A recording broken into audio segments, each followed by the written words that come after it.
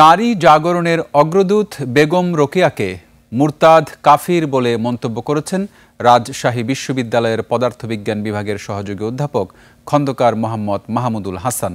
সকালে তার Facebook post share করে ক্যাপশনে তিনি এমন মন্তব্য করেন। তার এমন মন্তব্য ঘিরে সামাজিক যোগাযোগ মাধ্যম ফেসবুকে আলোচনা সমালোচনার সৃষ্টি হয়েছে।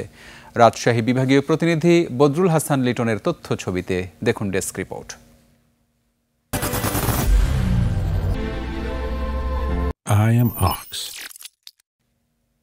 সামাজিক যোগাযোগ মাধ্যমে নারী জাগরণের অগ্রদূত বেগম রোকেয়াকে মুরতাদ ও কাফির আখ্যা দেয়ায় বিতর্ক ছড়িয়েছে।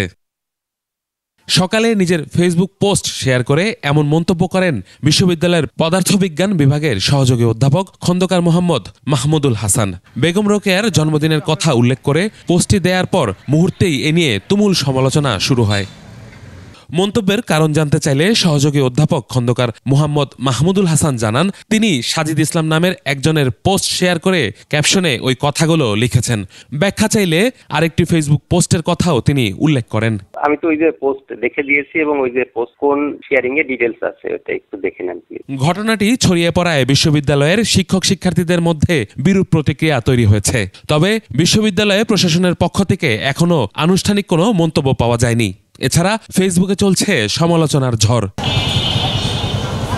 ইউসুফ হাসান নাইম, 21 টেলিভিশন।